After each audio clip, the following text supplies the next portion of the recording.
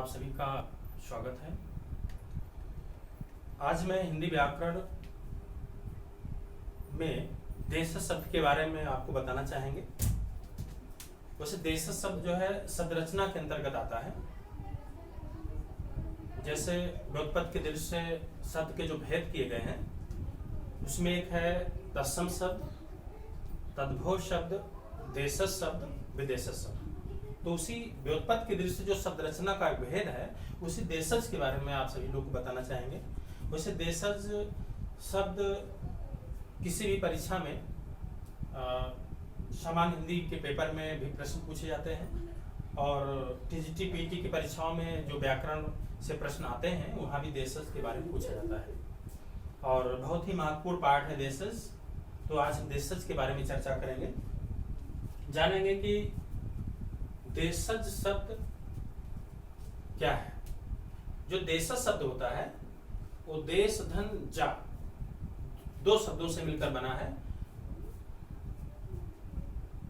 देशज का अर्थ है जो देश में ही जन्मे उसी को देशज कहा गया है। अर्थात जिस शब्द की व्युत्पत्ति का पता न चले उसे हम देशज कहते हैं। देशज शब्द किसी तत्सम शब्द से नहीं बना है, न किसी तद्भव से, न विदेशज से। ये अपने ही देश के बोलचाल में बने, इसीलिए इसको देशज कहा जाता है।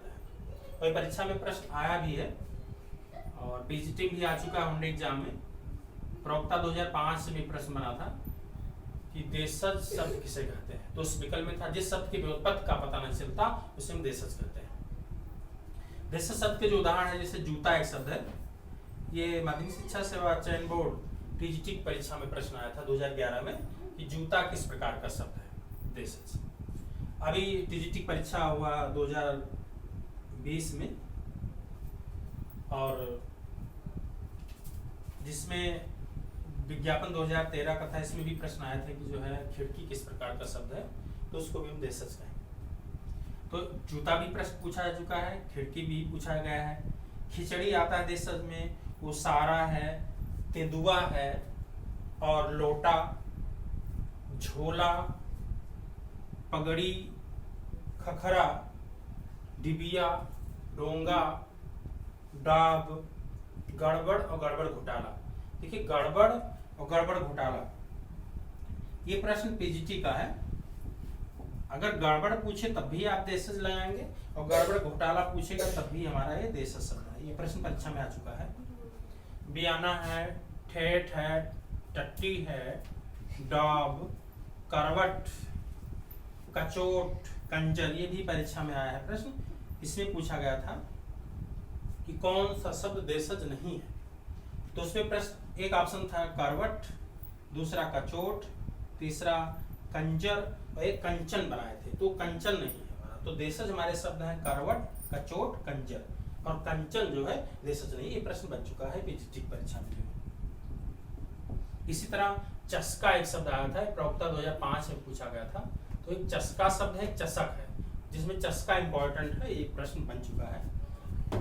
काका है, पैसा है, झटपट, चूड़ी, डंका, झगड़ा, कलाई, भिंडी, घपला, चिड़िया। ये चिड़िया शब्द जो है, ये चिड़िया तद्भव भी है और चिड़िया देशज भी है, क्योंकि चिड़िया का जो तत्सम होता है चटका होता है इसमें जो।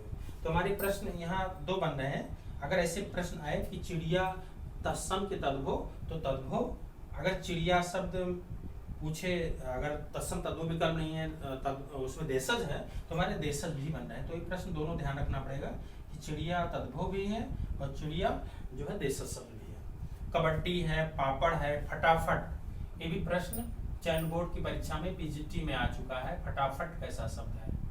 फुनगी है, तेंदुआ, कटोरा। इस तरह के हमारे देशज शब्द के जो उदाहरण हैं, तो हम लोग को परीक्षा के दृष्टि से दो चीजों विशेष ध्यान देना है। पहले इसकी परिभाषा पर, तो मैं एक चीज फिर रिपीट करना चाहूंगा, जिस शब्द की व्युत्पत्ति का पता नहीं चलता उसे हम देशज शब्द कहते हैं। और देशज के जो महत्वपूर्ण उदाहरण हैं, जैसे जूता हुआ, खिड़की है, करवट, कचोट, कंजर, चस्का, फटाफट, ये सब महत्वपूर्ण उदाहरण है। और परीक्षा के दृष्टि से आज इतना ही देशज शब्द के बारे में।